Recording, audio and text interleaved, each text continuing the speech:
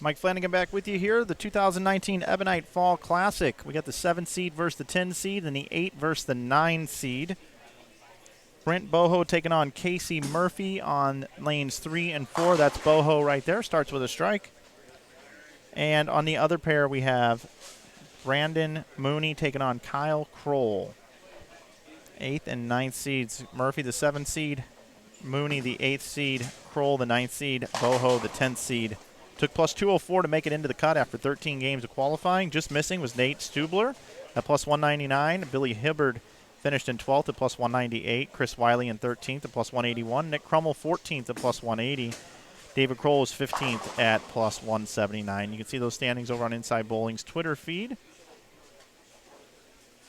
Thank you for joining us here. So we just get started here with our bracket play. Winners of these matches will go on to take on Steve Keeler and Nick Pate, and then the winner of that match will go on to become the number 5 seed to then go on to take on the number 4 seed Dave Dentlinger, the number 3 seed Dave Barris, the number 2 seed Cameron Crowe, and our top seed Tom Hess. Ooh, Murphy gave it a run right there.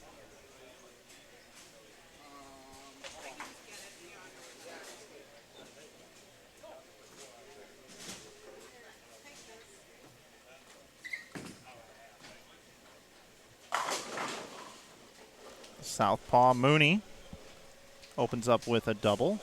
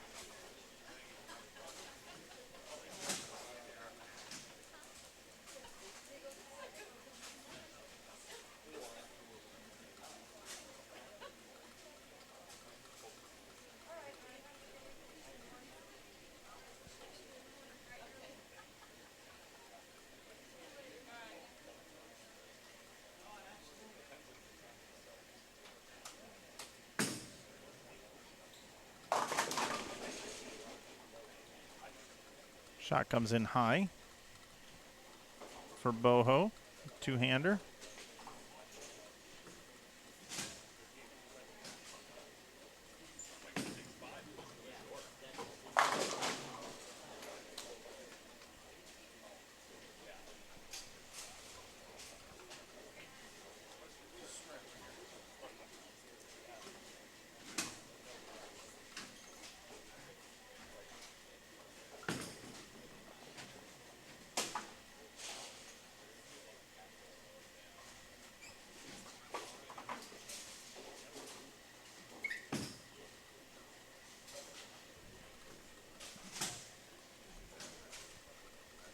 Okay, got the picture-in-pictures built a little bit differently here for you now. Picking up the action here. Just underway. We got a strike fest over here on 6.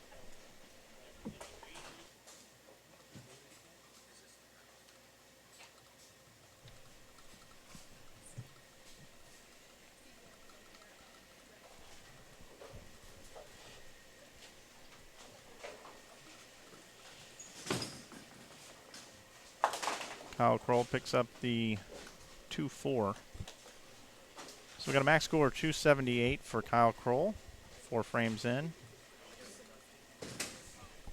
And Brandon Mooney has not missed yet. Next door over on the other pair, we've got Casey Murphy with just 1 strike on the board, and Brent Boho with 2 strikes through 3 with an open frame. Here at Maple Lanes in Waterloo, Iowa. Mike Flanagan here with you on the call. Just kind of getting situated here as we just moved everything around for these bracket match play to the other pair.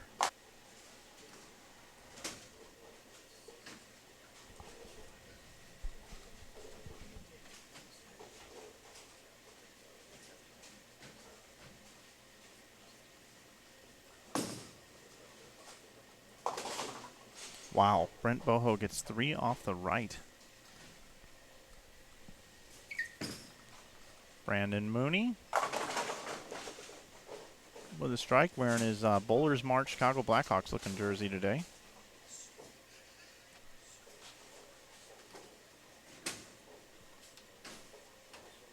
We made a switch to the lanes that we're using today. We're actually going to have the first match once we get in the traditional stepladder on 17 and 18.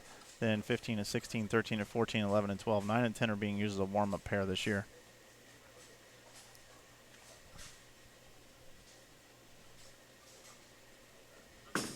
Boho trying to clean up his 3 count. And does. Would have liked to have had that one on the first ball, of course. And now here's Mooney looking for an opening 6-pack, and he's got it.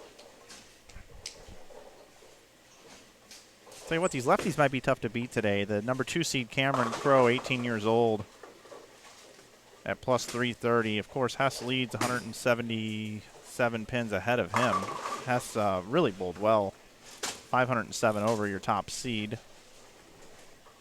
Cameron Crowe, your number 2 seed, at 330 over Dave Barris, the 3 seed, at 249. Dave Dintlinger, your number 4 seed, at plus 243.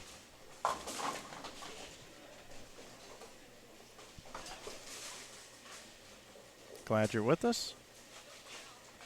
We just did an internet reboot here when our stream started going down, so hopefully this will work for the rest of the day.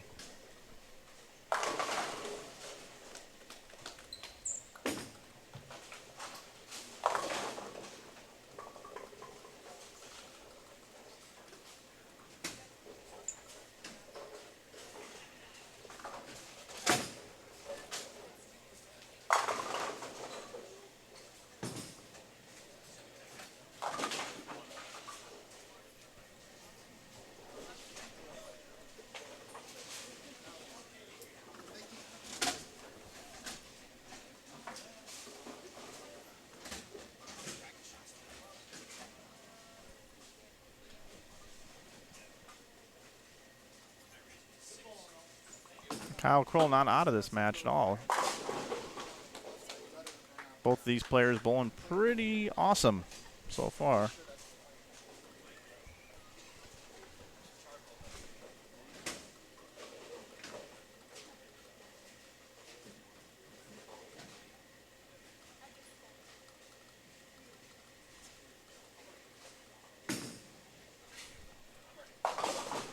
Casey Murphy, he is one of the only 2 players to win this event twice. Your top seed, Tom Hess, has also won it. These matches to become the 5 seed and then take down a really talented top 4 with Dentlinger, Barris, Crowe, and Hess.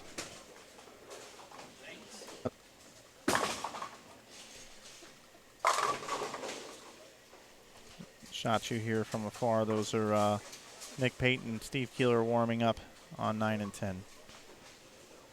There's Mooney now looking for the front 8.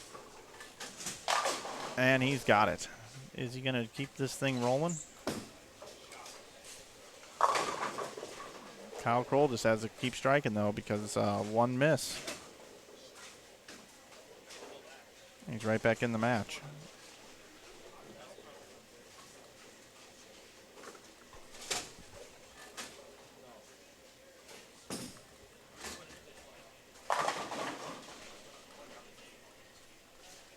Casey with a strike.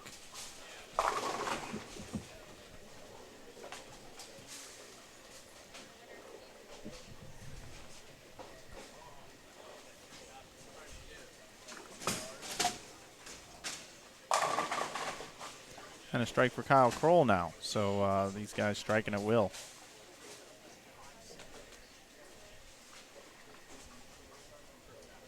High 3 and 4 definitely playing a lot tough. Casey Murphy. Good shot by Murphy. That's a double for Casey.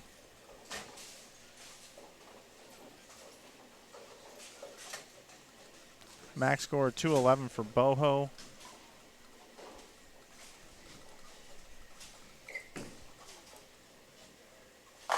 Mooney front 10, so he locks up the match there. Kyle Kroll can shoot 257 and lose.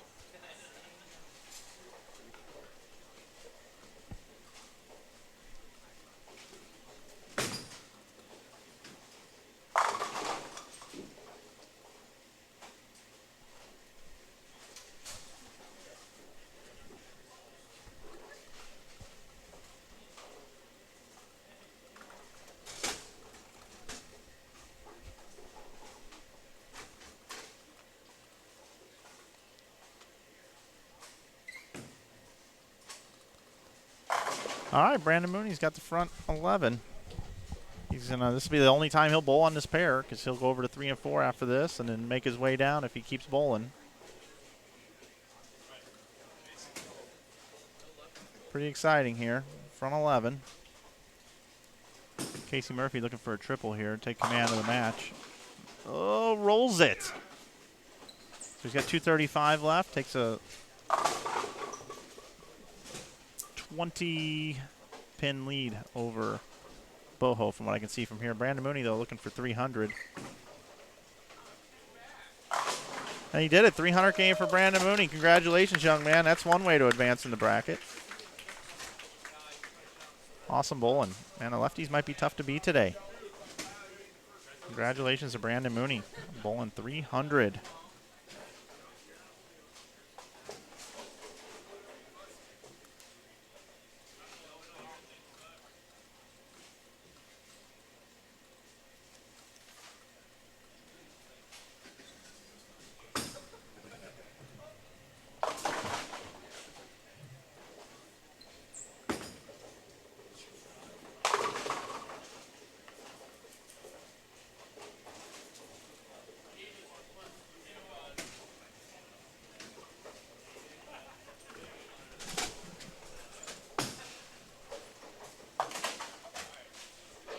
Kyle Kroll still going to bowl 240. But the Boho Casey Murphy match is still up for grabs. Casey can bowl 236. Boho 211.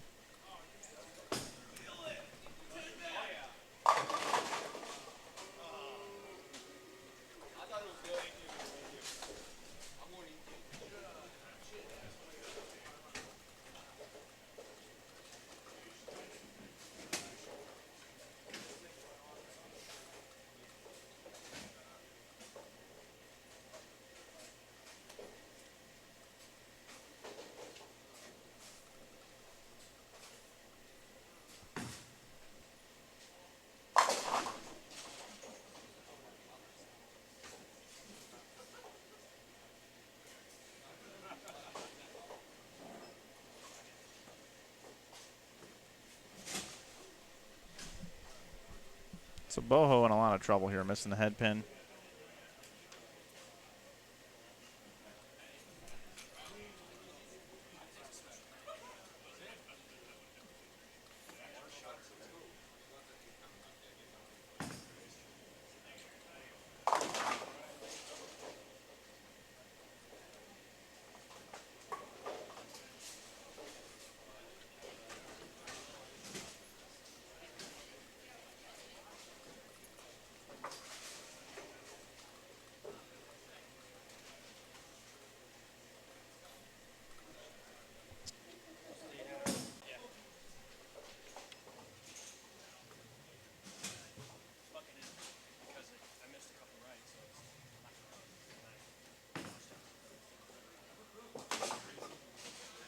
Casey Murphy just filling frames now. It's going to be 2-0.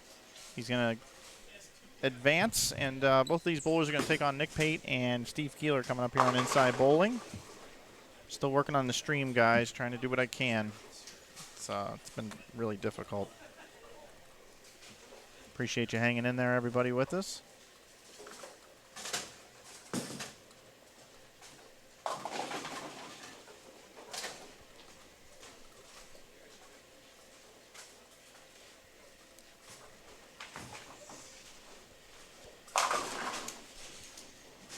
Casey Murphy, remember, he's bidding for his third title of this event. He's won it twice. Swing Bowl 204.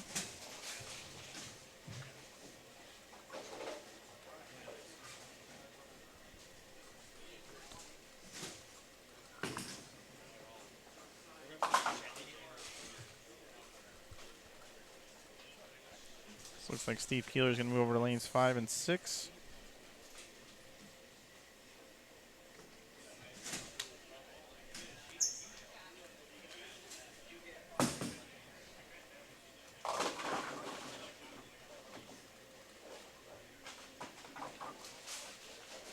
Steve, who do you bowl?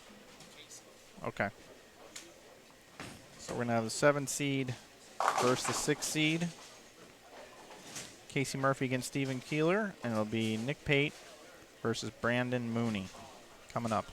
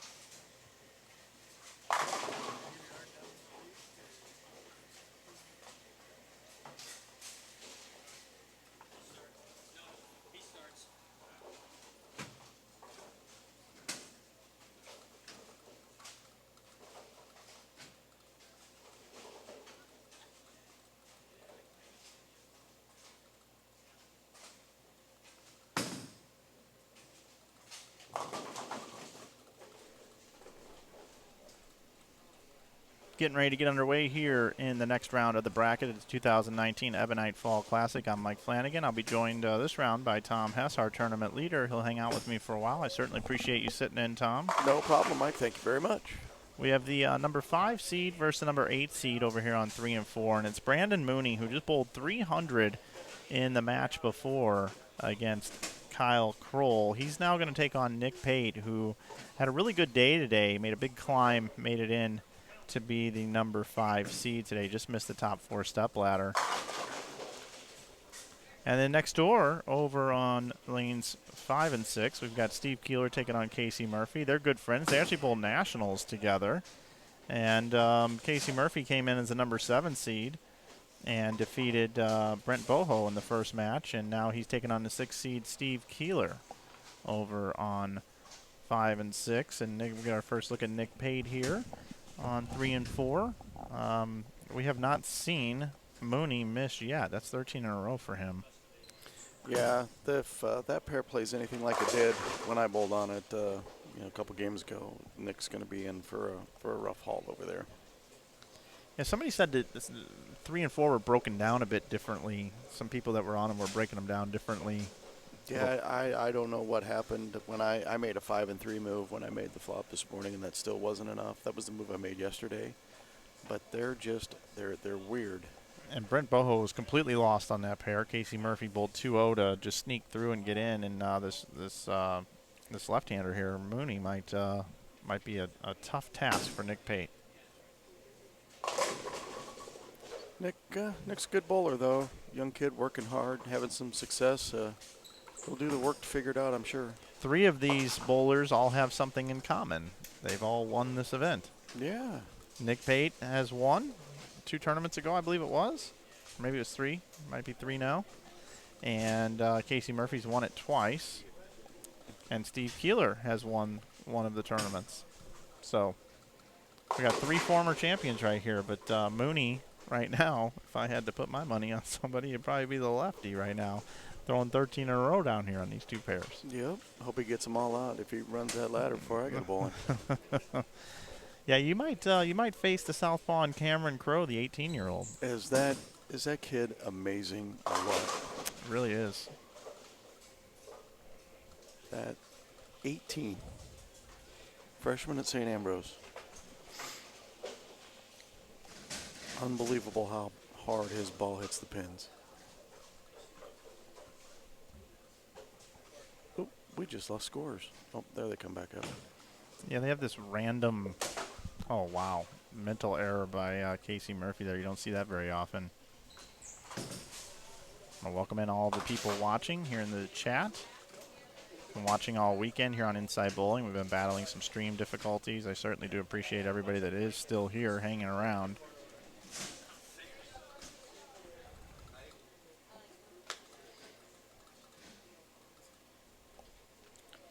That's bowling, the whole right-left thing. It'll never be fair, but Brandon definitely on that pair has a huge advantage. That's 14 in a row now for Mr. Mooney. Looks like he's a Blackhawks fan, too. I'm a Blues fan, so this is interesting. And Casey Murphy gets 3 off the right. We saw Boho take 3 off the right in the last match over on 3 and 4. Really? Yeah. So that's two times we've seen 3 off the right by a couple finalists in the tournament. That speaks to this oil pattern. It is 43 feet in length. 31 mils on the lane, 2.14 to 1 ratio out on the lane. And we see the first mistake by Mooney. 137. Murphy trying to clean up his 3 count. Crosses over and spares it. Didn't cost him any counts. He was planning. He knew. Yeah, he missed a single pin. Hey, I can go ahead and get 3 off the right. That's right. I'm not going to lose count here. In that situation, that's just the same as 9-1. Sure is. Brandon made the spare. So Nick's got to feel good about that, seeing Brandon miss. And now Keeler just trying to pounce here. Casey with a mental error, missing a single pin and then getting 3 off the right. Let's see if Keeler can keep it around the pocket here. That's pretty good. Looks really good, yep. Steve Keeler's a good bowler. Not a lot of people know Steve Keeler, but he's from the Kansas City area. Really good player. Yeah. I mean, you don't win one of these without being a good player. It's kind of tough to. Wow, Nick Pate leaves the 8-10 on Look, Orthodox. From here, from bad angle, I wasn't looking at the screen, but he made a big move. Went out to the gutter. There's literally nothing left on that lane in. I don't know unless he can go to something really weak and, basically play fallbacks. You can't hook it from in over there. That pair is just toast.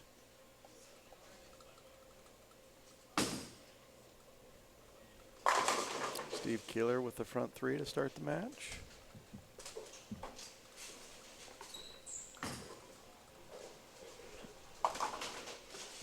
Nick gets the count, so Brandon Mooney with a nice lead here early in the match. Steve Keeler with a nice lead as well. Just want to remind everybody, coming up after this, the winner of each one of these matches will go on to bowl against each other to determine who's going to be the 5 seed, and that's going to be on lanes 7 and 8.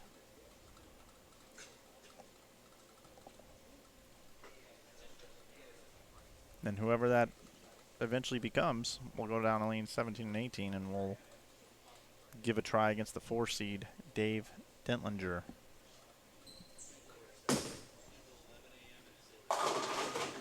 Nick Pate here. Went back. Can't quite get the 4-pin down. Yeah, went back way left. Tried to use a little loft. Sure did. That was better than the first 2 attempts from in there where he went way high. At least that one got to the pocket. Could have tripped the 4.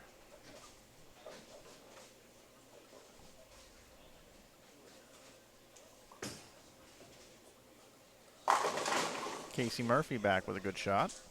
I like that one. Much better. Eddie Bird says good luck to you today, Tom. Thanks, pretty bird.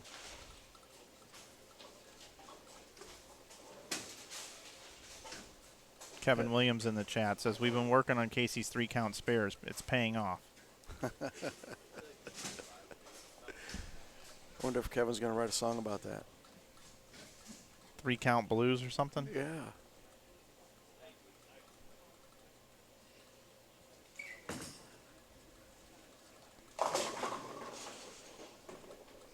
Mooney comes in light now for the 3-pin, so he is human.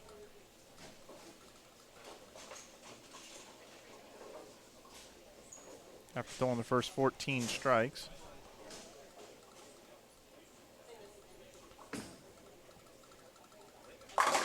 Casey follows it up with a double of his own. And right back in the match.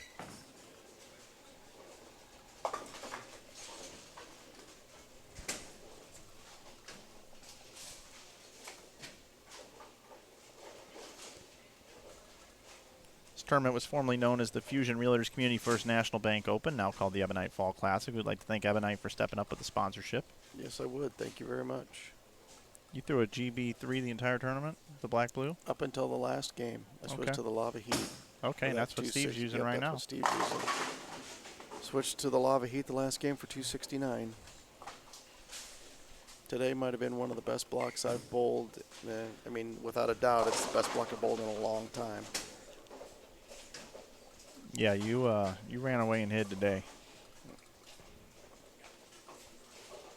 What were your games again? 230, 270, 270, 2-0? 230, 270, 270, 2-0, 220, 260. Very nice. Very, very nice. 60 clean frames today. 507 over for 13 games.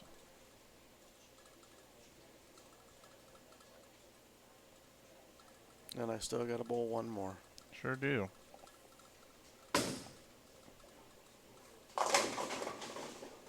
Another good shot for Keeler there. You're playing those extreme angles. That's going to happen once in a while. Mooney misses the 10-pin. Uh-oh. New life. So Mooney has 94 in the 5th. Pate has 46 in the 3rd with a spare up in the 4th. He can actually take the lead. If he can, yeah. He can actually step up here and throw a double. He's in the lead.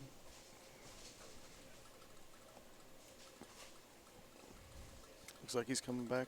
Is he making a ball change? Oh, he's just in his backpack. Oh, And now Keeler misses a Another single pin. So pin we've miss. seen 3 single pin misses out of the 3 or 4 of these bowlers. We saw Casey Murphy miss one in the first frame. We saw Keeler miss one in the 5th.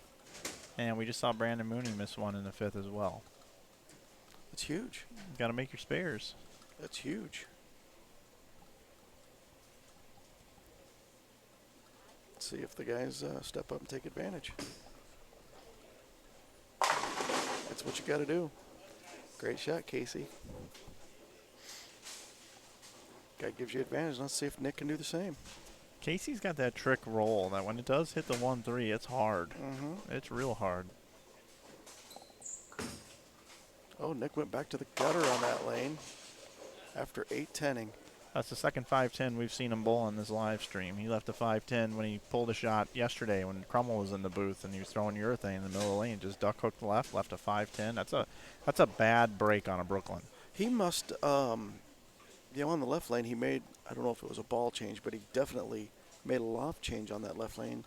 I wonder if the fact that we're bowling with the old, long AMF ball returns is why he's not doing that on the right lane. Could be. Why he balled up and went out to the ditch. That's a good observation. You know, he light swished 8-10 the first shot. He tried that, and then I don't know if he made a move right or if he just threw it bad. But that one duck hooked and went Brooklyn. Casey and Steve pretty much do the same shot on lane 5, leaving the sticky 7. 5 late to fall. That'll leave Casey makes a spare. Will leave him down 9. There's yet another ball change. He's making some noise down there. I don't know if I've ever heard Nick make that much noise. It wasn't with his voice. It was just clapping, but clapping and waving. He's got to figure out something on that right lane. I wonder if he can just get as far left as he possibly can on that right lane and use that same ball and just throw it harder or something. Throw it harder, get it a little bit more in the air. They don't hook in the air. Nope. Here's Mooney. They flare in the air, however. They just don't hook in the air. Correct.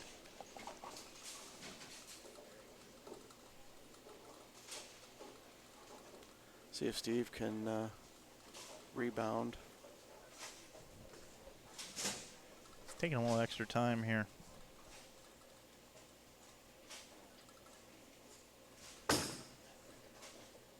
It's pretty good. Just snap that 10 out. Yeah, pretty awesome. I'm impressed with that bowling ball hooking from inside like that and carrying. That's a good one in there. Steve doesn't have a lot of side rotation. He's up the back of it quite a bit. Mooney with a double now.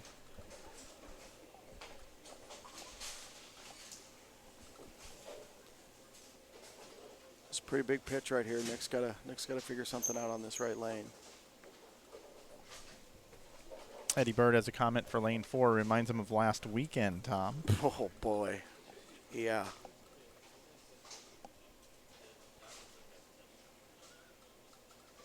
They're not quite that bad. What he's referencing is we bowled a tournament.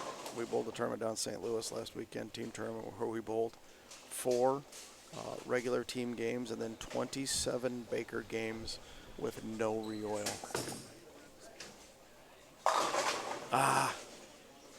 It's a good pitch. He's going to be guessing himself on, he's probably going to be second guessing the ball change to go out and try to go right, but also, there's not, like I said, there's no hole on that pair. Give the kid credit for, thinking outside the box. Ooh. Casey with the messenger on the 10. I'm trying. So Keeler bowling what you call a house bowler's possible 267. Wasn't that a St. Louis 267 yeah, or something like that? Yeah, Isn't that what they called it? Yeah, when you miss a single pin, nothing else but strikes. Hey, I did that. I did that in the title match last year. You did.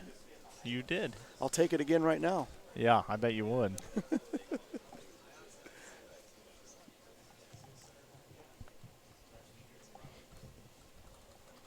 See Nick over here. He is on the approach, everybody. He's just way left.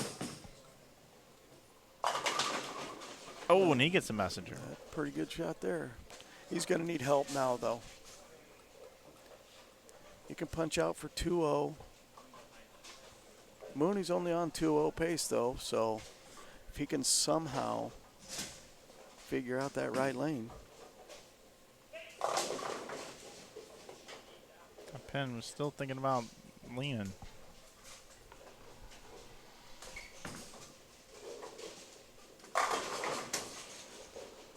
Mooney with a triple. He's well in command now. Don't forget the winners of each one of these matches will head over to lane 7 and 8, and they will square off against each other to see who becomes the 5 seed in the stepladder. Tom Hess sitting next to me is the number 1 seed today, plus 507. Second, Cameron Crowe, plus 330. Dave Barris is third at plus 249, and fourth is Dave Dentlinger at plus 243. Yep, another one. Casey's handing this one to Steve Keeler. Yeah. I mean, Steve's kind of taking it a little bit, but Casey's not. Ooh, things might get interesting over here if he doesn't make this.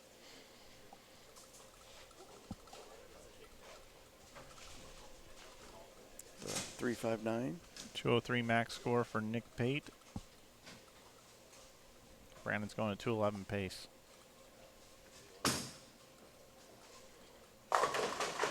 Oh, slapping that 10 out. Yeah, Keeler slaps it out, so Keeler keeps striking. Yep, and there's that miss you were talking about. Yeah. So Nick Pate can bowl 203. Nick Pate's got to throw the first 3 to make Brandon stand up and double. Yep, exactly right. When I won this last fall, I stepped up and you did threw all 3 in the 10th to you beat did. Nick by 1. That was wild. That was a really nice performance. It's on our YouTube channel, too, if you want to go out and watch it when you're done here today. Anybody that's watching at home? I might go watch it before I bowl my next match. You should. You should. Get you all fired up. It was a heck of a match we had. Nick was the higher seed. Forced me to finish on that right lane that, you know. Obviously, Nick's doing the same thing. With Nick being the higher seed, he's getting ready to finish on the left lane here. Steve Keeler's bowled a heck of a match, paying tribute to St. Louis with the single pin miss there in the middle. See what Nick's got here. See if we can get one. Oh, yeah. That was, I mean. He's in jail. I mean, there's nothing you can do on that pair. Yeah, he was pretty close. Unfortunately, as we all know, I mean, you know, life's not fair, but on that pair, the right-left thing was huge.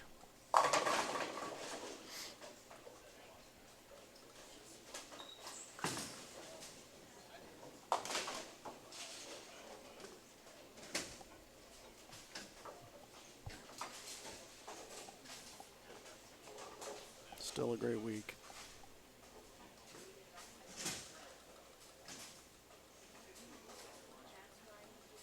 Hey, what's going on with my Cubs, man? Chris Bryant hits a 3-run home run in the bottom of the first. No kidding. Yeah. Can we play the Pirates for the last 16 games of the season, please?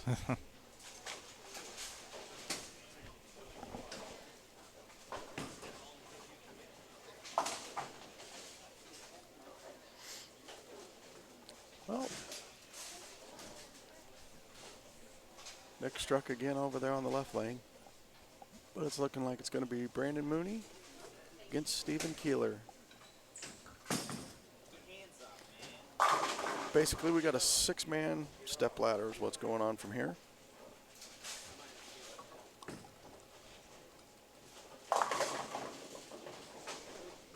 $194 for Casey. Solid weekend. He'll finish in a tie for 7th and 8th.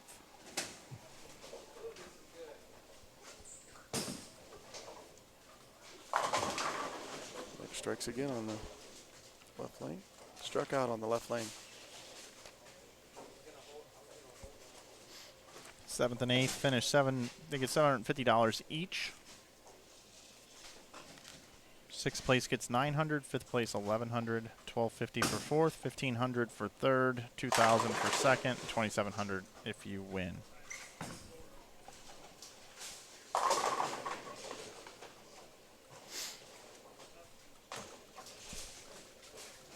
So it took 300 to win. Well, it didn't take, but it, you know, Mooney bowled 300 on 5 and 6, and then Steve Keeler possibly bowled 279. It's a pretty high scoring pair here. And earlier in the weekend, we had Front 10 there twice. Hmm. 5 and 6, good pair. I didn't get to bowl on that pair. I had to bowl on 3 and 4 twice. The one where, 190 is a good pair. Mm-hmm. Yeah. Keeler just mowing them down.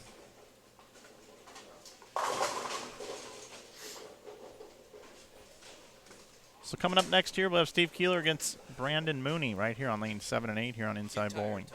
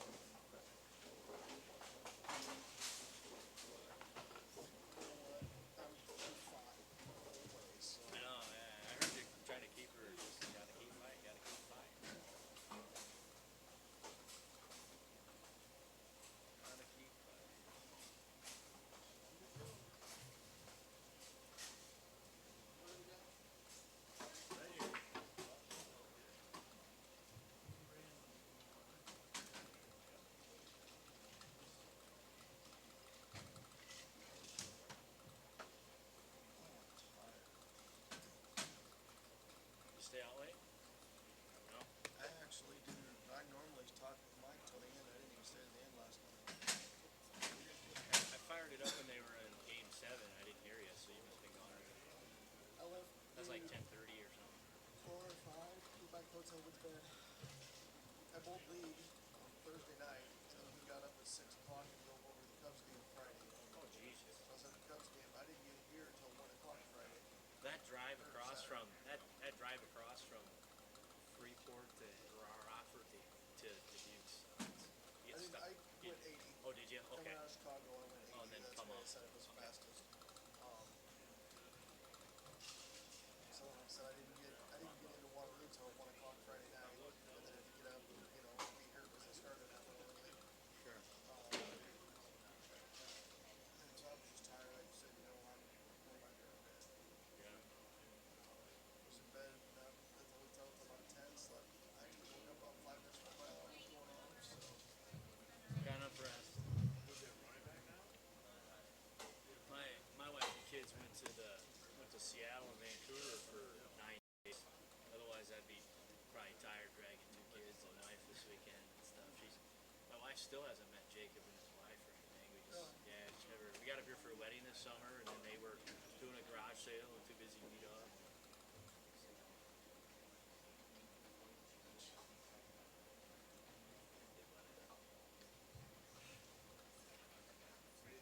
Yeah, this one takes a minute. You have to rebuild everything. what'd you throw today? I started with a rib salad. Just did a different motion than yesterday because I didn't have anything yesterday the first 2 games. And I crossed with Pete, and we really broke down that first pair of goods. I shot 250 something my first game, and then I shot $170. I could strike for 8 frames the pair I moved to. So then I kind of fished around with the tactics, and then I ended up going to my sideboard. The last game I went to 3 and 4. I almost went to the car to go get my Infinity or Dynamite? the blue. What's that? You're sticking dynamite? Yeah, without overhand. I should have brought my overhand equipment. Yeah. So, That pair sucked. yeah. But no, my ball of choice was the sideboard today. Yesterday was game breaker 2 solid. That ball was just so smooth and predictable for me. Game 3 through 7 yesterday. Yeah, I got it sitting in the box. I just haven't drilled it yet because I kind of still use my MVP. Yeah, I haven't drilled it yet. You can probably have 200 more. Probably this week maybe I'll get to it. So, yeah, it's Or you can just drop it off at my house. no. The thing is the layout I'll probably put it in is my Infinity layout. I've got like 12 games on that ball in 2 years. Oh, that'll be stronger than But, Oh, yeah. so I just don't. What do you mean by your Infinity layout? Is it not one of your favorite No, it's layouts? just a weaker get through the front type ball. That's my when they kind of get burnt and listed, so. I would, David Gosling, Do a little stronger? I would put your favorite layout in it, the layout that you use the Sure, yeah, I'll most just do a in pin that down ball. or something, so. That's what I did, pin down. I got a pin down and a pin up. I mean, I liked it, so I liked the pin down so much I ordered another one. Which one? You don't No, use you use the regular GB3 one, the original one? Do you use that purple Yeah, one at all? I used to, but I mean, That was garbage reaction for me yesterday. Yeah, I had too I much didn't even service bring on it. it. Didn't even I bring left, it. it's in the car. I left mine in the car. I should have, but I Heat- was going back and forth and Heat lava, baby. heat lava. Yep. I haven't drilled that one yet either. Huh? I didn't bowl. Yeah. That would be the one to put your get through the front. That one I just don't pin up. I switched So to it's that. heat game lavas? 6. It's unbelievable. It just floats right through the front. I drilled up the choice salad. He's a beast. Yeah, That'll be my new that's what I threw at the 11th pin frame. doll. Just you'd be like my rib salad with pin down. So yeah, got a bunch of stuff to drill. I just haven't. We just started League Monday. I think I started doing stuff in the shop last Thursday. So Carol? yep. Yeah, we bought a new machine, a new walker this week or this month, and then the relay's gone bad on it already. The squeegee, Andy called me and he's like, "What's he doing?" I was like, "I don't know." Like, we're gonna change the pattern tonight before we leave because I told on. I was like, I just think they're dry. But I'm throwing slower. Like, so I think they're dry. So we just changed something. Well, all of a sudden, lane 5, the squeegee didn't come down in the front part of the lane.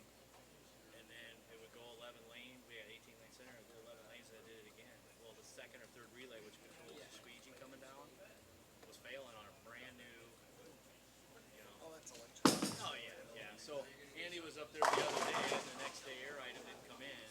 So it came in probably tomorrow, Saturday it did. So we only got 1 week of league. I bowled in Omaha the 1st of August to get ready for the 11th frame, but we got a new bed this summer. My ribs keep popping out because it's just too soft. So I've been sleeping in a different bedroom, in a firmer bed. Just so you guys know, by the way, Yeah. that's not mine. Oh, okay. Nobody's texted me that, hey, Hess, down there, shut up. So I ended up canceling Wednesday or Thursday before the 11th. And then earlier in the week, my ribs came out again. So I couldn't put it in again. And my chiropractor says I do my massage chair too much. I think it's the bed.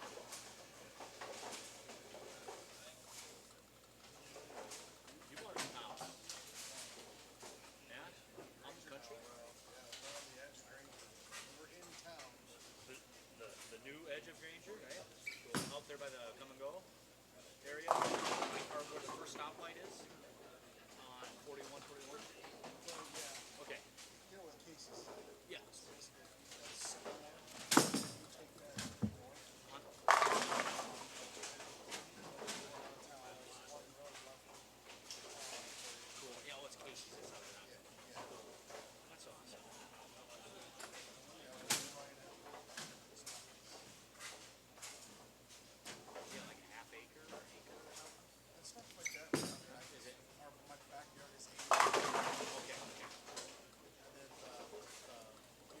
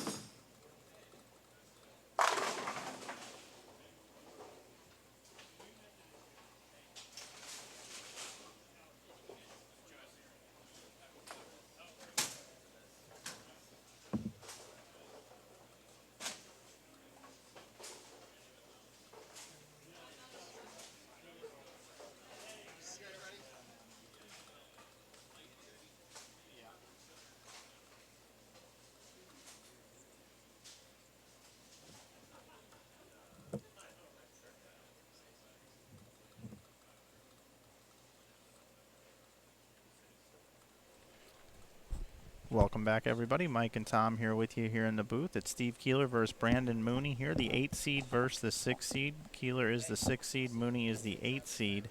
Winner of this will become the 5 seed in our stepladder. Keeler gets it started on the left lane on lane number 7 and gets the 6 to kick into the 10. And he's using the same ball he used on the last pair, Tom. Yeah. The first thing that pops out of my mind is I guess I should have done a better job of watching the practice, but Steve being right-handed and wanting to bowl his 10th frame on that right lane. But the longer and longer they bowl, the closer and closer you're to getting to that ball return. I didn't see if he had a better reaction on the right lane. Should have done a little bit better job of paying attention to that. Mooney leaves the 3-9. Comes in a little bit light. Yep. Mooney has won 2 matches so far today. We do move pairs after every single match here. So this will be the only time we'll see lane 7 and 8. After this, the next pair that will be used will be 17 and 18. And coming up next in that match will be the winner of this match taking on Dave Dentlinger, who, if you were here joining us between the matches, got to find out about Dave's chiropractic things and whatever else he was talking about there. Yeah, Dave and I had a little conversation here and didn't move away from the mic, so you know all about my new house and his bed and the pro shop in Carroll and the lane machine the brand new lane machine that has already had a relay go out on it. So All right. all That was kind a really good shot by Mooney. all kinds of random information going on. You know, getting back to Steve starting the right lane, I mean, there's several reasons for that. Maybe Steve wants to know what he has to do, you know what I mean? So now Steve will step up and bowl the 10th frame after Brandon's done. I want to give a shout out to Sean Morris in the chat. Hello, Sean. Hey, Sean, how are you, sir?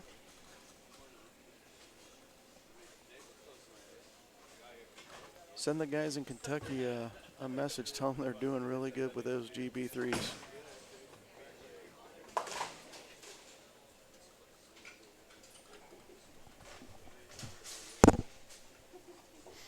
Sorry about that. Rubbed my nose, bumped the mic.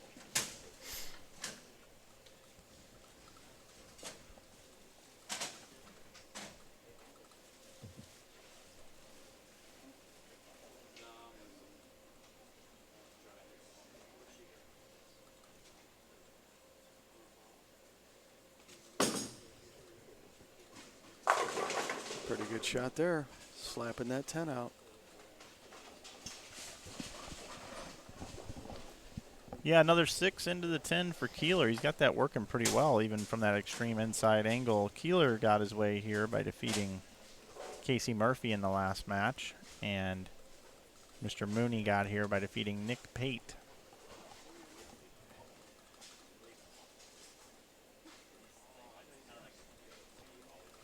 Keeler has won this event before. Dave Barris, our 3 seed, has also won before. And Tom, who's sitting next to me, our number 1 seed, coming up later, he's won it twice, looking for a third time. Would you call it a 3? Well, not a 3-peat because it's not in a row. Not a 3-peat, but be a first-time, 3-time champion. That's right. That'd be pretty cool. That was a good shot by Steve. Keeler's got a really good look. Yeah, it looked like he got that one a little bit further right down lane, so it shaped a little better, and 6 didn't actually slap the 10 out there. It kind of mauled the 10 out. He's a little deeper than what you were, right? Pretty close? He's probably pretty close to where I was game 6. I mean, I was looking, you know, at the dark boards on 22-23 is where I was looking that last game, so I was probably hitting 25 because I hit a little bit left of what I look at. Good shot from Moon. Nope, the high. Oh. Crept high just at the end there, 4-6.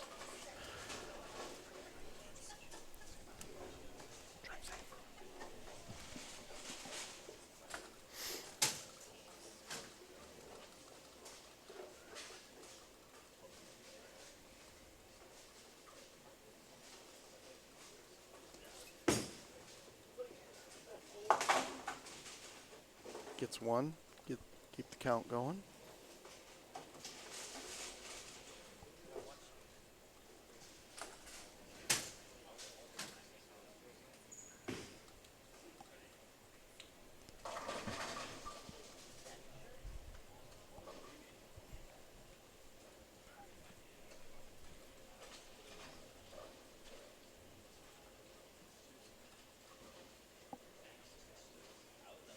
See how Brandon rebounds from that split?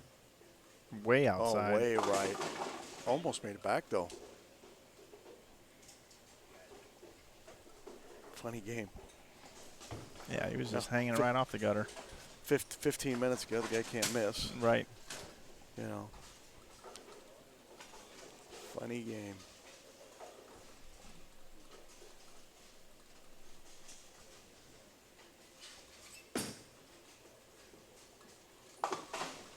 Spares it up. So now Keeler looking to improve on his lead. 3 in a row, looking for the 4th. He's been all over the pocket.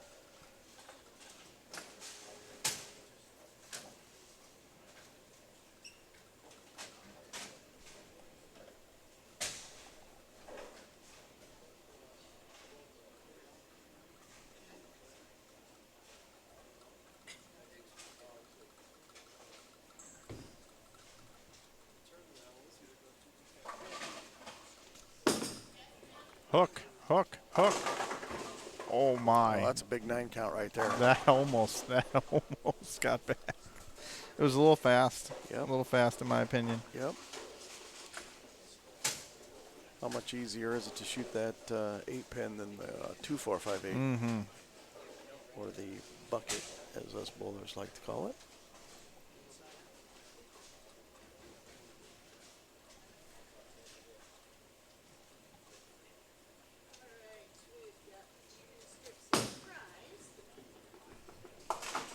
Ran it down.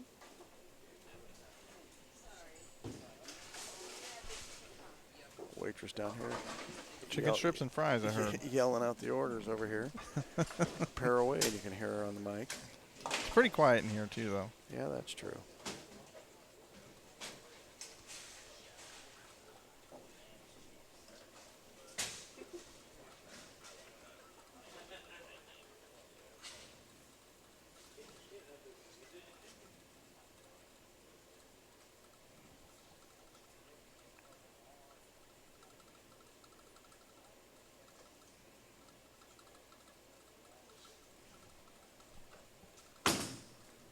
Push. It did. Oh, high flush. There's still, other than, you know, except for 3 and 4, there's still plenty of hold, I think, Yeah. right through here. And when we bowled on 7 and 8, you couldn't, I mean, it was, if you got it right too quick, it hooked, but it kind of laid there if you got it in. And 13 and 14 was really good. It's amazing what the,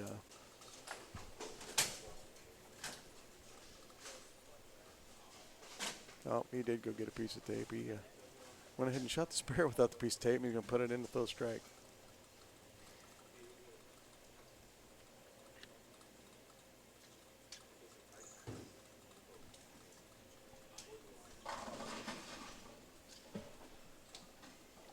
Just like checking out the chat there. Anything interesting happening there, Mike? I was just communicating to them that the stream keeps dropping and that I was working on it. Yeah, a little unfortunate. The internet not being your friend this week. You're up here working hard, and the internet keeps letting us down. Yep. Just got to keep trying to restart it over and over again. It's a lot like bowling. Yeah. It's a lot like when you open. Yep. Every time the internet goes down, it's like I open.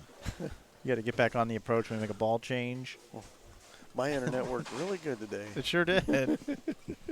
Sure did. It's got a, oh, see? Don't want to put it on him too early, but it looks like he's going to get to make that flop down to 17 and 18 to start the match to march back down to here to 11 and 12 for the championship. They're going 17 and 18 or 15 and 16? They're going 17 and 18 this year. 17, 18, 15, 16, 13, 14, 11, 12. Yep.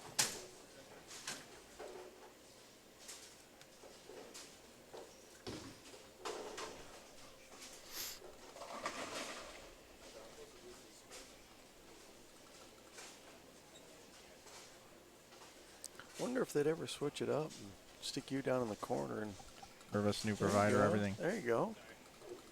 Why don't you get to work on that?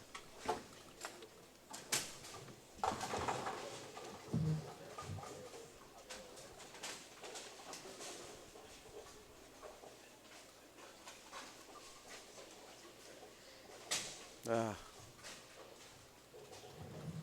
Down again.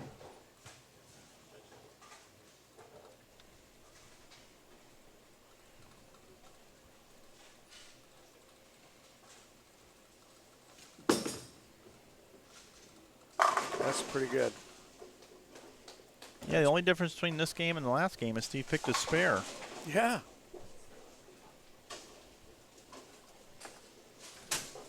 Does that mean he's not from Missouri anymore because he made the spare? Yeah, he's from Kansas City. Okay. Second half of his life Okay. here.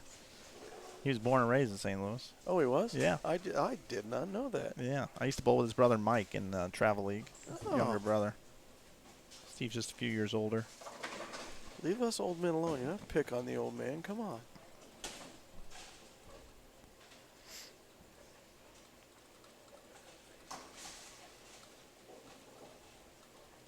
Steve's wife Linda got a check this week.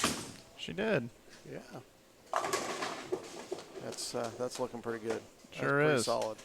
Now the crazy thing about Steve is every different angle that ball's going through the pins is knocking them all down. Yeah. All different ways. Whether if it's like that half pocket, 6 tilts into the 10.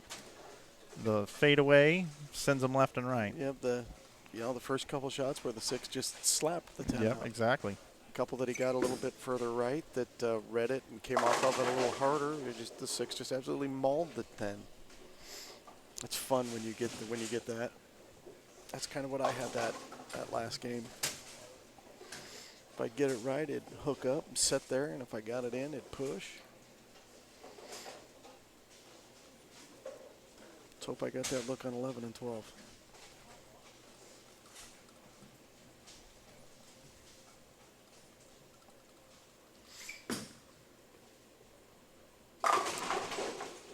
Boy, Brandon hasn't missed since he put that piece of tape in the ball. No, he hasn't. Still bowl 232, but it's not going to be enough. Steve Keeler's going to go on to take on Dave Dentlinger down on lane 17 and 18 here in just a few. We got to let the guys go through the motions here. Finish out this match. I want to thank everybody for watching today. A great time to talk about the sponsors. We've got Ebonite as the title sponsor of this event, makers of the Choice, Futura, Game Breaker 3, Destiny, and Maxim line. Make sure when you consider your next bowling ball purchase, you consider a ball from Ebonite. Also would like to thank the Convention and Visitors Bureau here in Waterloo, Logo Infusion, Grill right here at Maple Lanes, Budweiser and Bud Light, family of beers, and the Hampton Inn.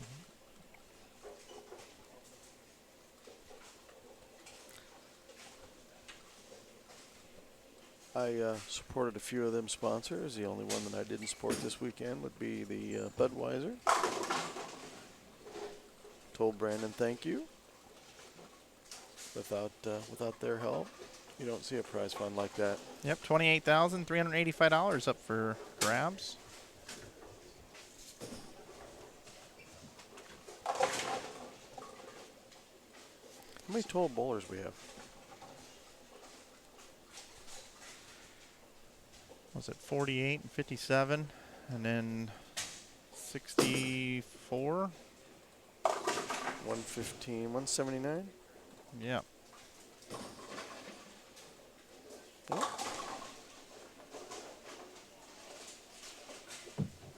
Yep, just about 100% payout. Yep. All money's collected. So Steve Keeler, not going to bowl 279 here, not that it really mattered.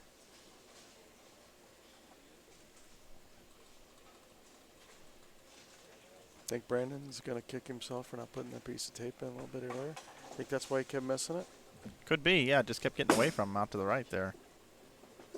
And Steve chops it straight off, so he's going to shoot 242. Yeah, 242 for Steve Keeler. So Steve Keeler, congratulations, man. You just keep moving on. We'll see if this Heat Lava and Steve Keeler can have anything for Dave Dittlinger down on lane 17 and 18. We'll be right back.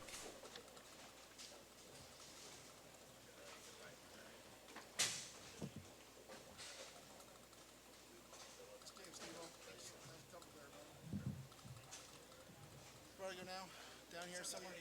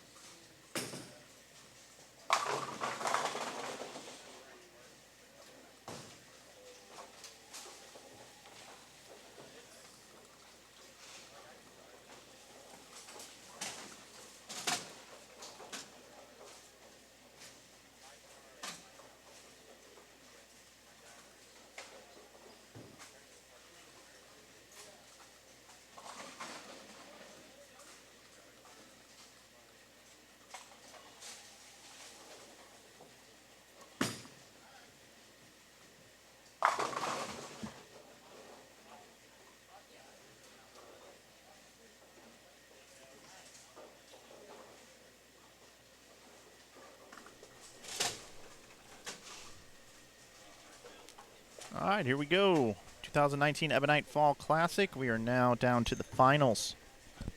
Steve Keeler's the number 6 seed, made it out of the bracket, so he actually becomes the 5 seed. He's going to take on our 4 seed, Dave Dentlinger, here today. Down on lanes 17 and 18, they move pairs after every single game here at the Ebonite Fall Classic. Keeler been using this Track Heat Lava from the inside angle. It's been bowling really good. It's won 2 matches now in a row. And now here's a look at Dave Dentlinger. Dentlinger had a really good day today. If I can figure it out here, I will look through what we had here. Dave Dentlinger was paired up with Nick Pate, and Pate was 45 over, Dentlinger was 50 over, and he got himself into 4th position, getting to 243 over. So he went 190 over this morning with shots like that one right there. This should be a great match, everybody. Glad you're with us here. Maple Lanes, Waterloo, Iowa. Do this event twice a year. It's formerly known as the Fusion Realtors Community First National Bank Open. This time it's the Ebonite Fall Classic. Ebonite, the new title sponsor of these events. So this is the 16th running of the tournament. The lane patterns, 43 feet in length, 31.14 milliliters of oil. It's a 2.14 to 1 ratio.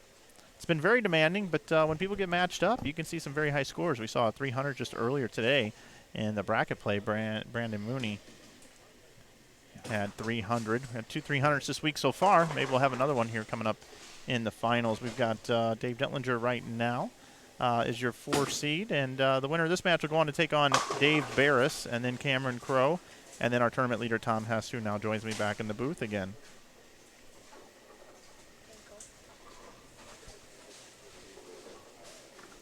Oh. Ouch. Riz just left the game, just rolled his ankle. Who? Anthony Rizzo. Oh, okay. Sorry, are we talking bowling? Yep, we've got the That's a finals here, and you're the top seed in this one. No, okay. The Cubs are playing though too, so yeah, I expect this to be a high-scoring match. It looks like that pair. I bowled on that pair earlier. That's where I started. Pretty good pair, and both these guys like to get over there and play where the lanes are calling for the ball to be played, I guess. Expecting a high-scoring match here.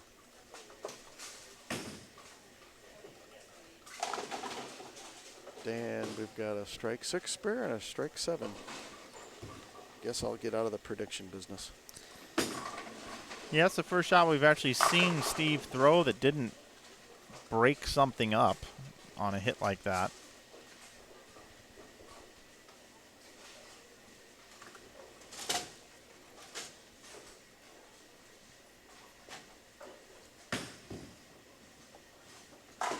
Good spare.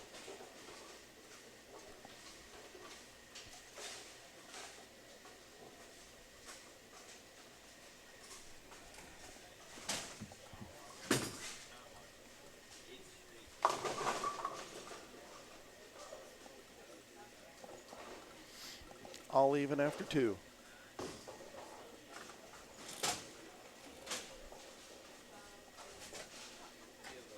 Keeler's jersey today kind of matches the overhead scoring monitors. Yeah.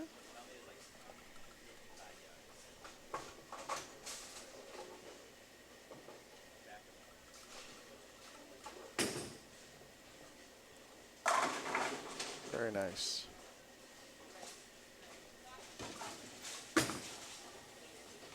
Steve's just got a real nice look out there. Really reminds me of the look that I mentioned in the last match, kind of the look that you have. Yeah. You guys got similar looks on this pattern. Dave Barris does as well, but seems to always end up over there. I feel like Dave's ball roll though is going to be real tricky on carry. If Dave can carry, he's going to be really tough. But a lot of 10 pins, at least on the pairs that we streamed earlier today. Which are you talking Dave Barris or Dave? Dave Barris, yeah. I didn't know if you're talking about Dentlinger. I didn't see Dave really throw a single ball this weekend. We didn't bowl in the same squad, and we weren't near each other today. Where did these guys start the day? I know Steve and I were on the same pair. that. Yeah, so who made a big run today? yeah, I just spoke to that actually. Oh, sorry. No, it's okay.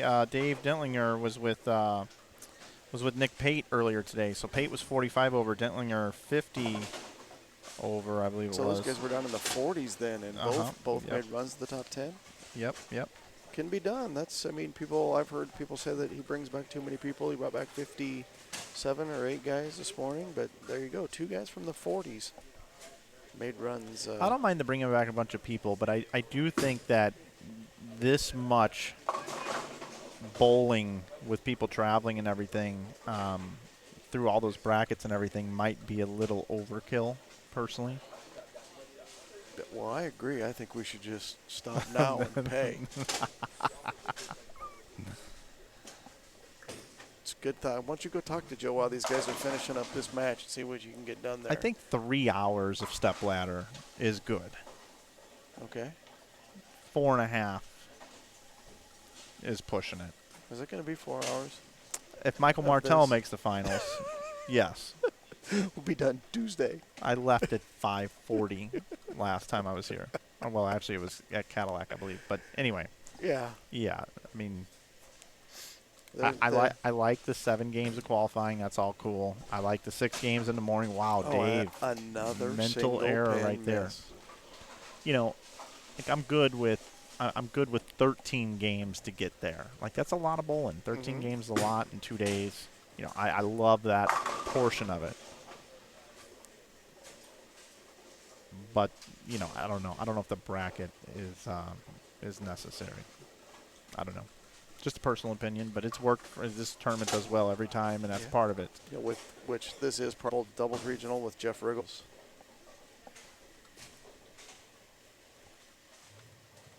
That was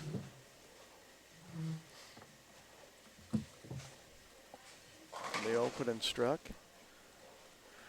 Kind of a big shot here. Still kind of early in the match, but nope, slapped out the 10 there. Good comeback after the 9 out to get the double. Dave's got 67 in the 4th.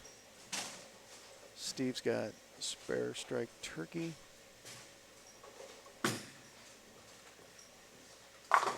Heading up to about a 30-pin lead for Steve Keeler through 5 frames here.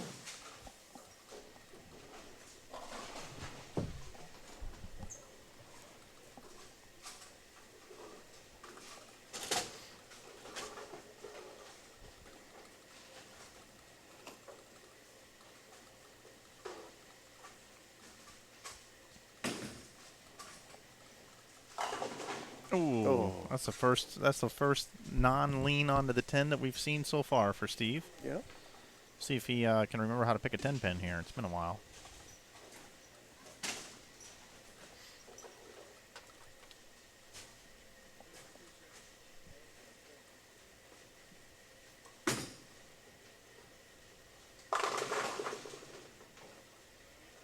So, you know, fate in his own hands.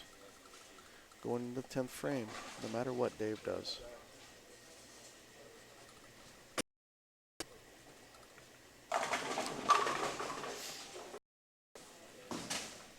To take the win. Be a great shot to make it. Not that I'm rooting for or against. I just... Steve Keeler just needs 9 out to tie. 15 for Steve Keeler, 216 for Dave Dentlinger. Wow. Dave Dentlinger is going to move on to take on our number 3 seed, Dave Barris, coming up here on Inside Bowling. Wow, that was really an interesting finish. Yep, Mike, I'm going to be done for the day. I'm going to go get ready to bowl my match. Awesome. Good luck to you today, Tom. Hope the stream works a little better, and thanks for having me. All right, bud.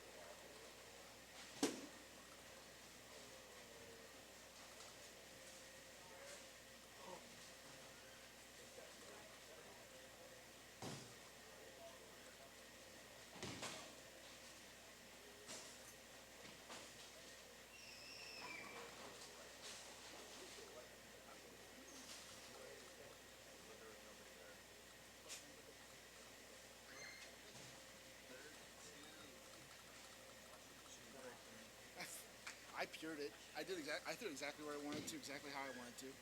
Nothing I can do. It's all cool. It is. If I was walking around mad, it's dumb because I didn't do anything wrong. I just threw it. You know?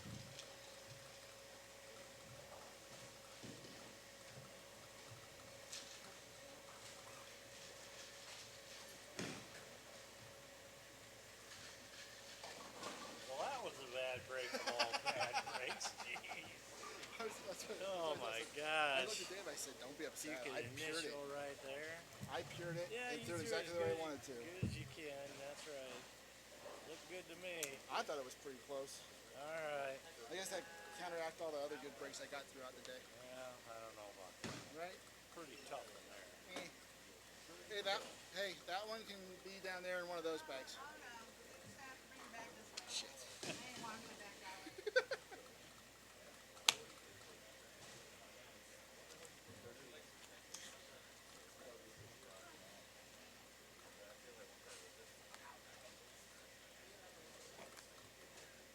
I never make that split. So I'm like, oh well. We never make that split. Joe, can we practice?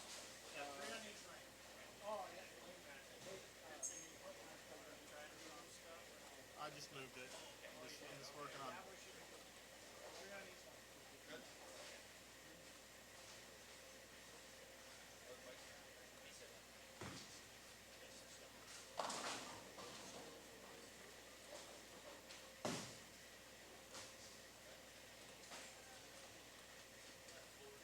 We can practice or wait for Yeah, Mike? you can practice. Oh.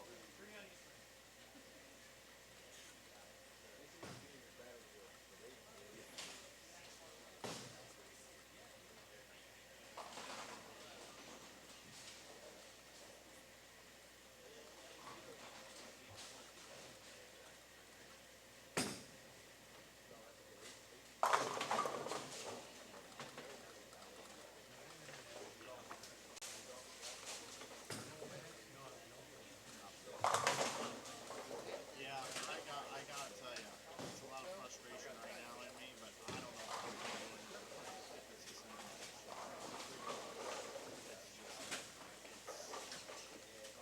it fries me. It makes it an absolutely unenjoyable experience. The internet just went down again.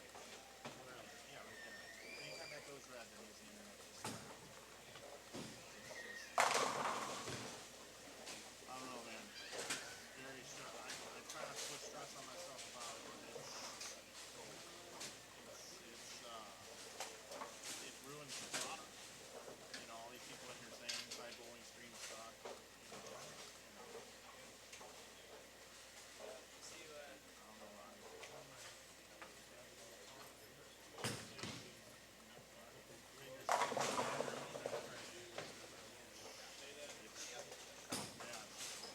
I'm already streaming. Not good quality. Unfortunate break, man. I normally do.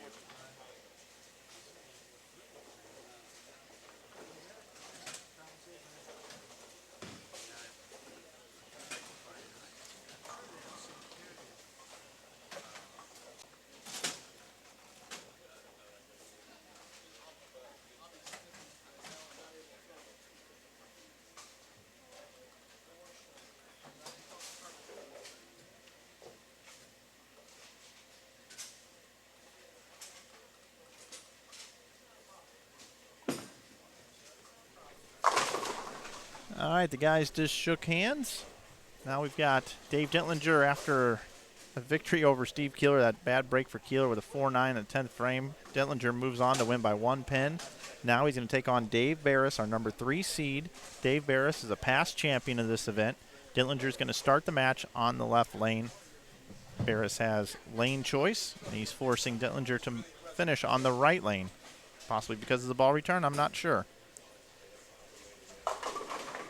Right through the face for Dave Dentlinger. It's the Battle of the Daves here at Maple Lanes here in Waterloo, Iowa. I'm Mike Flanagan from InsideBowling.com. I want to thank you for joining me today. If you are watching on our live stream right now, you know we've been dealing with a few difficulties today, but everything will be archived on our YouTube channel, and I know many of you will come back and watch it there if you are watching on our YouTube this weekend that we've had. So here's a look at Dave Barris, playing the inside angle as well. He qualified third, but did have some carry issues in the frames that I saw him bowl when he came through the live stream pairs a couple of times yesterday and then again today. It looks like he's pretty soft with his speed, trying to get as much of it as he can to get it around the corner, and helps it a little bit too much, leaves the 3-pin. Dave's an awesome bowler. Simple game. Really impressed with his resume and how well he's bowled over the years. Seen him bowl a lot in these events.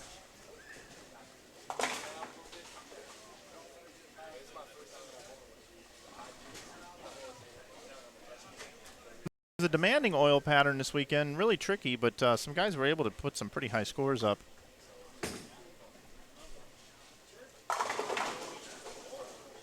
Barris finished it up with a nice strike right after the through the face 3-pin. So Dave's lined up on the left lane, and keep in mind he will get to finish on the left lane.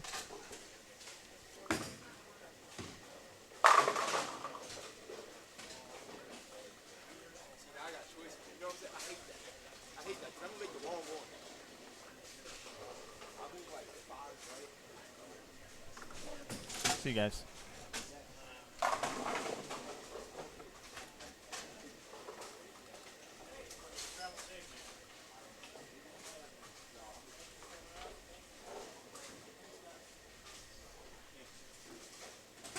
Got a break in the action here. Okay, all right. There's Dave, taking his time.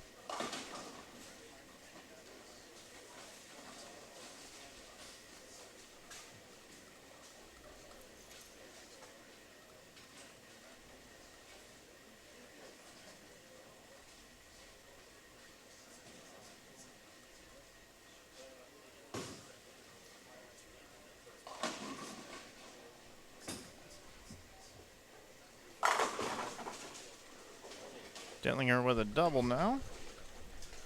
So guys finding their groove here on lanes 15 to 16. The winner of this match is going to go on to take on our number 2 seed, which is Cameron Crow, the lefty, the 18-year-old lefty. And then our top seed is Tom Hess. Tom looking to be the first person to win this tournament 3 times.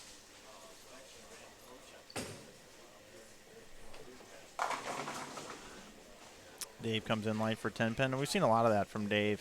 Right around the pocket, a lot of 10-pins, a lot of corner pins. But you know what? In this entire huge field that we had here, 160-plus bowlers, Dave was third best, so his carry issues weren't that bad. Excellent spare shooter. Covers a spare.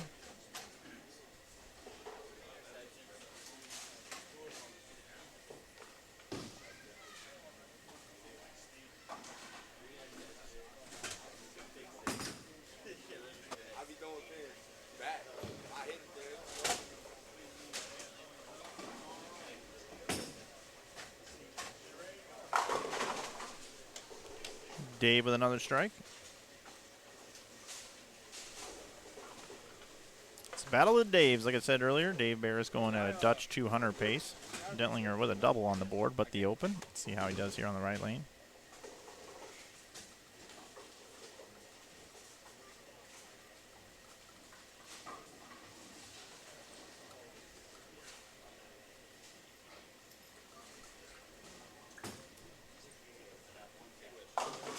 Comes in way light, pitch out there, 1, 2, 8, 10.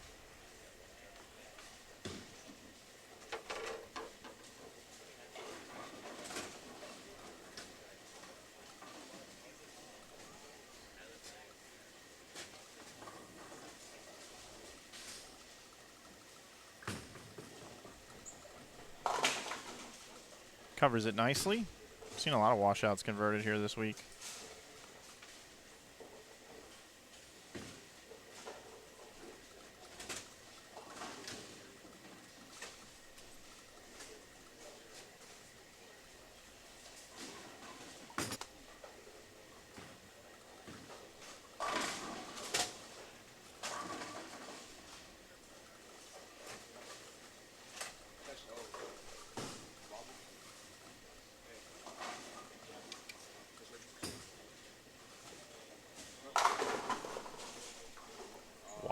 Dentlinger leaves the 9 pin. It's a really good shot by Dave.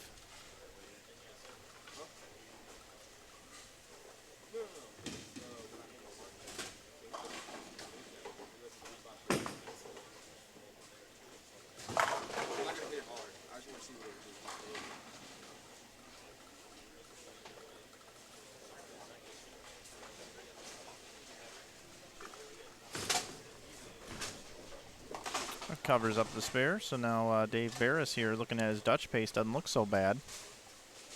After Dentlinger did not go a strike in the 4th or the 5th. Looks like things are working okay here right now for the moment, everybody in the chat that's watching.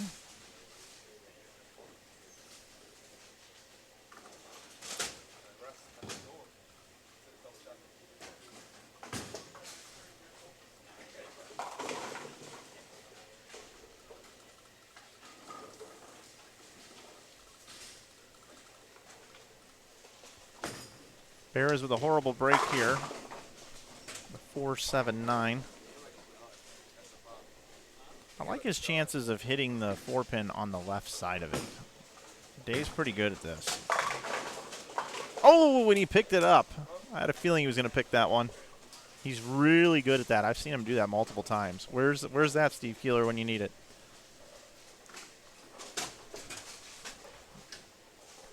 Heck of a spare conversion there by Dave Barris, and he keeps his Dutch pace going. And what I mean by that is a Dutch 200 is when you go spare strike for the entire game and you bowl 200 even. So he's got his Dutch pace still going with picking up the 4-7-9. He's that accurate, folks. And there he is getting his strike on the left lane as Dutch continues to roll. Which player can double next could win this match?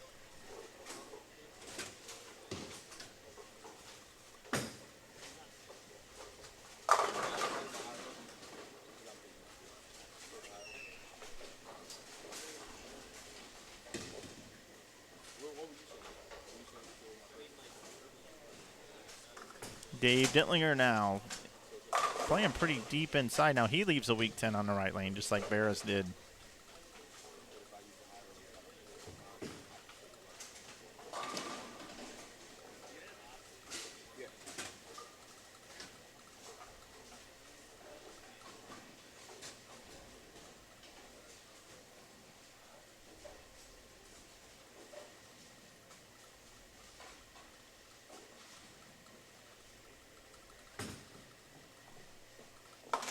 Covers it up nicely.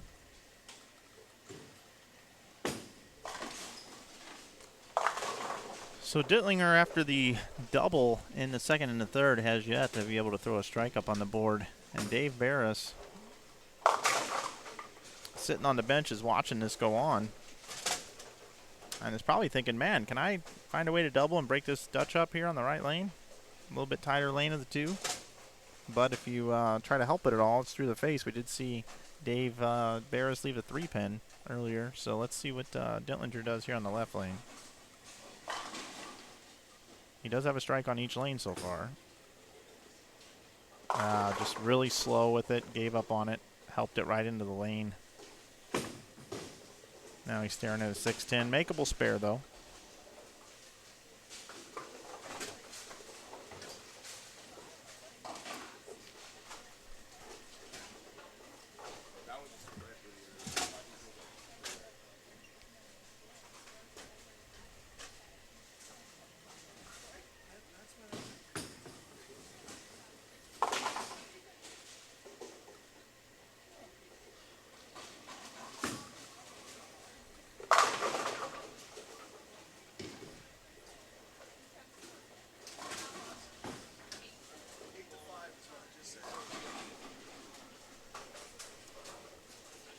So here's Dave Barris looking for a double here. Can really stomp on him here in the match if he can find a way to double. I'm sure he's going to make some sort of crafty veteran little tweak. And there it is, 10 back for Dave Barris. So Dave Barris rolling right along here. He's got now, it looks like, what is about a 20-pin lead in the match for Barris up in the 8th frame on the left lane. His good lane.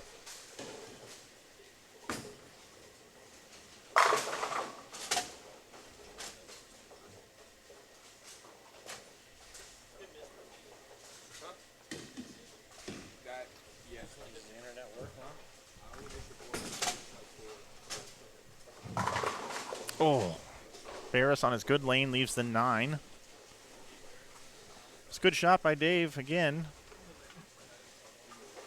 I think he'll take the double, though. He needed the double.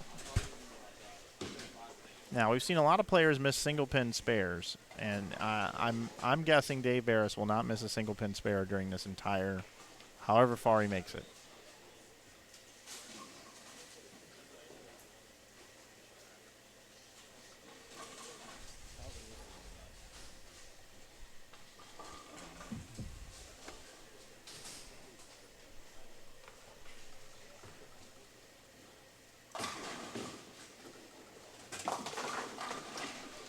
And he's just finding a lot of hook now, Dentlinger is, you know. So now we're staring at a 3-6, or 3-4-6. Yep, 3-4-6.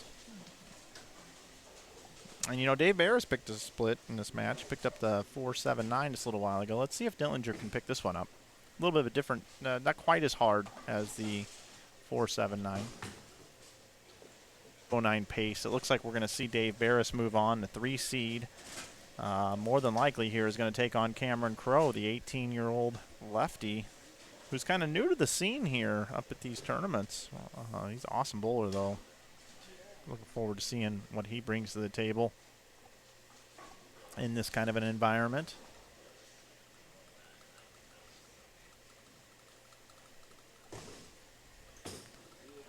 That one's pretty good.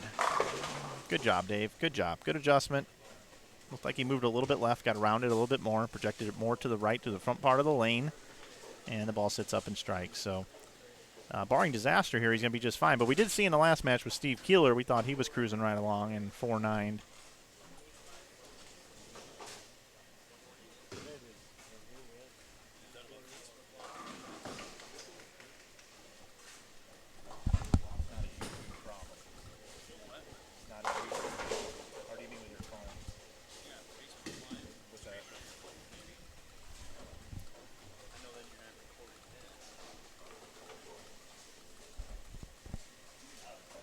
So Barris leaves a 10 pin.